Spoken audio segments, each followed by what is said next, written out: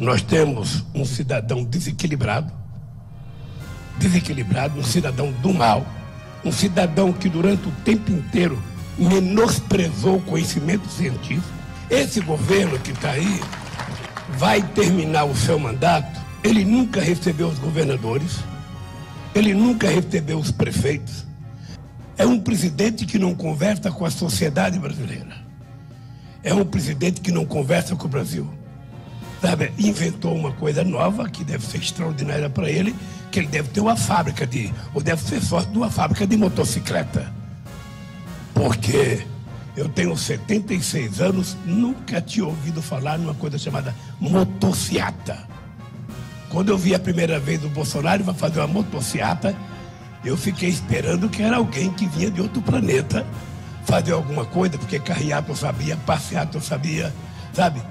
Correr da polícia a gente sabia, mas motociata eu não conhecia. E esse cidadão,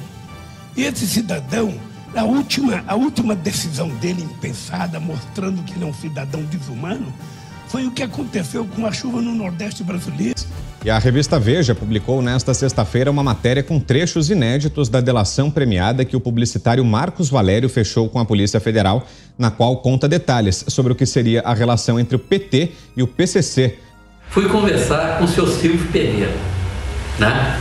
E o Silvio virou para mim e falou: Marcos, o assunto de Santo André é que o Ronan quer revelar que, além dos ônibus, a gente recebia dinheiro de bingos e financiando campanha de candidatos a vereadores do PT e de deputados do PT em dinheiro vivo. E relatando quem, dentro dos quadros petistas, estaria sendo financiado de forma ilegal.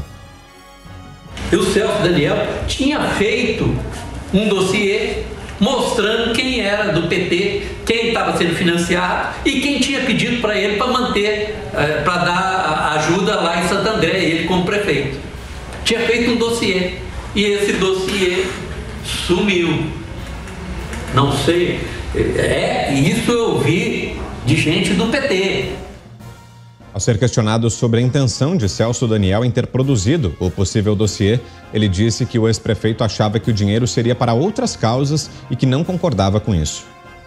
O Celso Daniel achava que o dinheiro era só para manutenção do partido. E a manutenção do presidente e despesas das pessoas da cúpula do partido. Mas o dinheiro já tinha virado uma farra, já estava financiando o vereador de fulano de tal. O José Dirceu foi condenado dentro da teoria de domínio do fato pelos crimes operados pelo Marcos Valério. José Dirceu era o braço direito do Lula. E este caso mostra que quando você cria um sistema de corrupção, quando você cria uma operação desse tamanho, com esse nível de carta branca, com esse nível de acesso a recursos públicos, com esse nível de cúmplices e interessados, tudo pode acontecer e pode entrar todo mundo. Como depois a gente foi ver no Petrolão também, né? O sistema do Petrolão não é a Petrobras só. Ele se iniciou ali de uma maneira em relação a certas diretorias da Petrobras. Depois a gente viu o nível de ação, por exemplo, assumida pelo João Vacari Neto, né? Que foi seguindo um pouco essa linha do que era o Marcos Valério, junto com o Delúbio Soares. Ou seja, tem os prepostos ali do grupo político do partido, do presidente, e eles vão operar da maneira que eles acharem melhor. O Marcos Valério, nesse depoimento, está falando, né, sobre serviços públicos em que, né, vários deles, em que o sistema foi entrando, né, em que a propina, a oportunidade, né, aquilo vira uma indústria. E eles vão se expandindo pela máquina. Por isso que a gente sabe que na esfera federal, isso aí ainda era uma esfera municipal, né? Já falamos, o olho do PT cresceu rápido. Toda essa historinha aí de ideologia, de panfletagem, de supostas causas, rapidamente virou gula por dinheiro público. Viram como era fácil, viram como os cofres são cheios, mesmo de pequenas prefeituras. E saíram lá desde o Valdomiro, aí passamos pelo Valério, Delúbio, Vacari, Bunlai, tem um laranjal inteiro que eles foram colocando, diretoria da Petrobras, se meteram no BNDES também para induzir processos, né?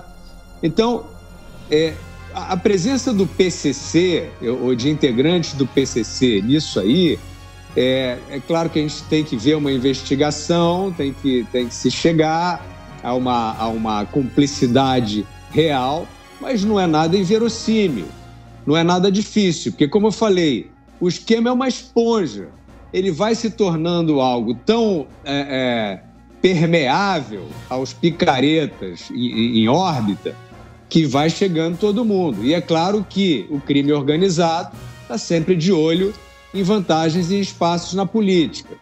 O que a gente sabe é que do PCC nós já vimos escuta telefônica, eles reclamando no período em que a vida começou a ficar um pouco mais difícil para determinadas ações deles ou para a administração de isolamento de lideranças, por exemplo. E aí tem aquela famosa frase que ele dizia que na época do PT tinha um diálogo cabuloso lá com os representantes do partido no governo.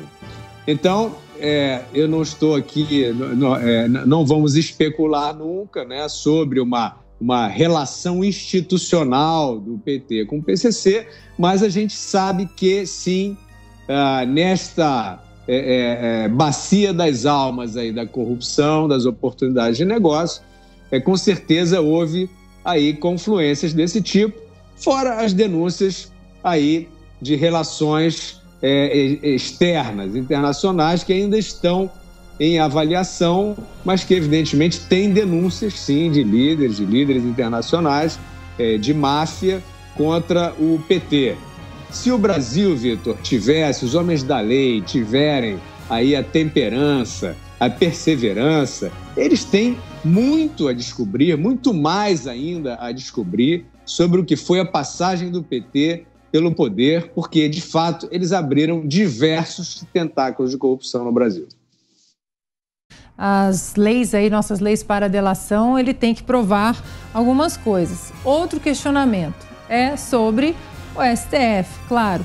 Até quando esse caminho dessa delação bombástica do Marcos Valério delatando relação do PT com o PCC, até quando o STF não vai interferir nessa delação e proteger o partido de estimação da corte, de uma corte que deveria ser apenas constitucionalista, mas que se tornou uma corte criminalista, uma corte ativista, militante e política. Outro ponto, outro questionamento é em relação ao vice do ex-presidente e ex-presidiário, Geraldo Alckmin, o que ele tem a dizer sobre isso. Ele, diante de assuntos polêmicos que envolvem o PT e o ex-presidiário, ele se cala, como, por exemplo, o aborto, sobre o aborto que Lula apoia, como política pública, política de saúde feminina. Alckmin também não falou nada sobre isso, sobre a revogação do teto dos gastos, a revogação de reformas importantes, como a reforma trabalhista, a reforma da Previdência. Geraldo Alckmin também não se pronunciou. Fica então o questionamento agora se Alckmin, que já disse que o PT queria voltar à cena do crime como o partido mais corrupto da nossa história, o que ele tem a dizer sobre isso.